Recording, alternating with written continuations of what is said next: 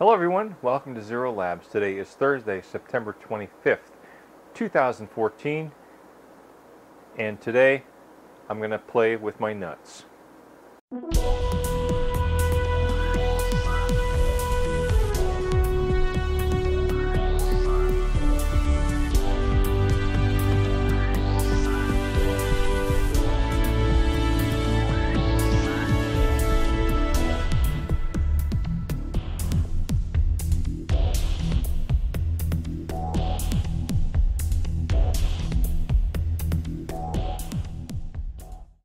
So for those of you who haven't seen Russ Gries' video on the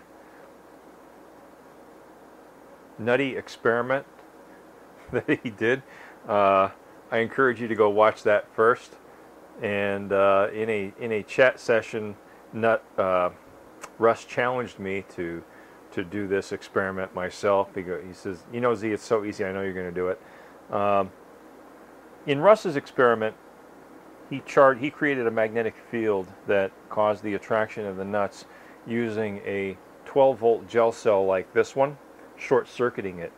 And while that does work, that does introduce a certain element of danger, which is why he had to post his disclaimer on the video, please don't try this at home.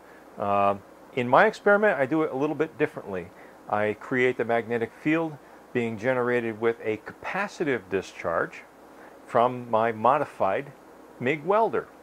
The MIG welder has approximately 80,000 microfarads of capacitance, and they charge to about 36 volts under a no load condition. And I use the welding torch head and the MIG welder tip through a piece of copper pipe and discharge the capacitor through the copper pipe, which creates the instantaneous magnetic field, causing the nuts to hold together. These nuts have been held together right now for 2 days, and they have shown no signs of weakness. They're holding together very nicely. I'm going to give you a quick close-up just to prove to you that they are not glued together. Okay, so let me zoom in here.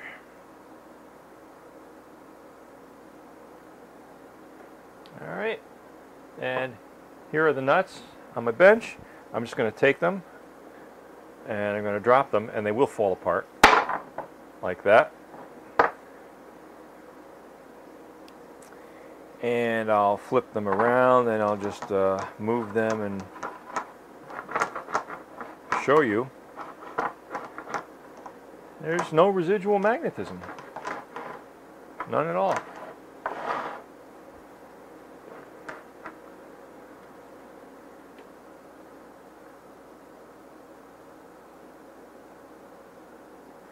One of the tricks to being successful with this experiment, I will tell you right now, is that you should take some fine sandpaper and smooth out the faces that will be touching each other, the faces of the nuts that will be touching each other, so that they touch and meet flush to one another.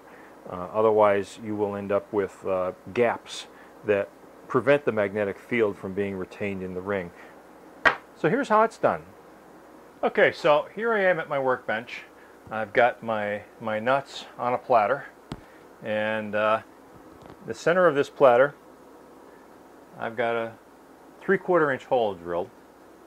I had originally thought of upping the ante to Russ's experiment and actually wrapping several loops of wire through here, but ended up not doing it because I kept disturbing the position of the nuts when I would loop the wire through. So I decided to go ahead with the one loop of wire. All right, down below you can see my MIG welder. All right, and all I do is turn it on, and the pinch roller is disengaged inside, so it won't feed wire. But when I pull the trigger on the torch head, okay, that charges the capacitors internally to 36 volts at the MIG welding tip. You can actually see areas of the tip that have been blown away when I short circuit it to discharge the capacitors, but that's of no consequence because that's on the outside of the MIG tip, not on the inside of the MIG tip where I need to worry about the wire feeding through smoothly. So the way this goes,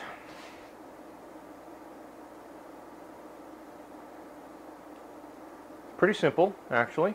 Okay.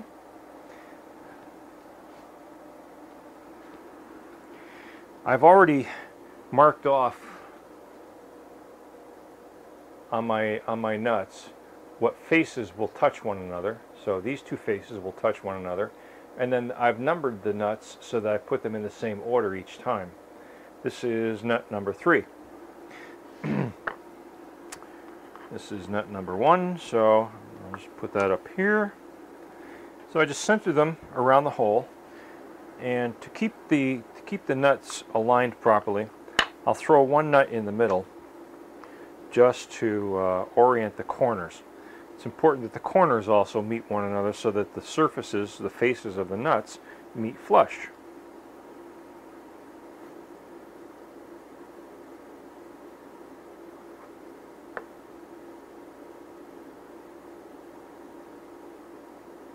You just want to press them together so that when you energize them, they clamp.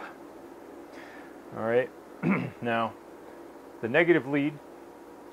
Negative? No, I'm sorry. This is the positive lead. Doesn't really matter what polarity it is, but what I'm doing is I'm using this section of copper pipe that I salvaged from my copper pipe repairs, and again you can see pieces of it that have been blown away from me discharging the capacitors.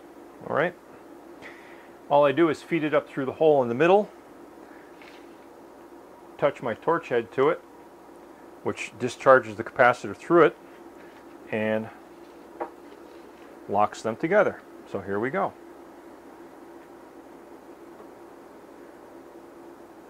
I'm holding the trigger, the capacitors are charged. We'll see if we can catch the sparks coming off of here. 1, 2, 3, go. And that's all there is to it.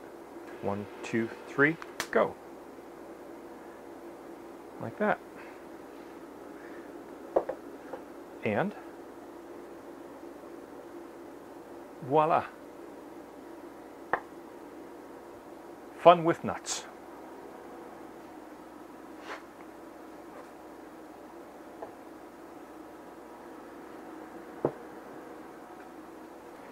So that's it. I hope you had as much fun watching me play with my nuts as I did. I encourage you to play with your nuts too. As always, please rate, share, comment, and subscribe. And peace, everyone.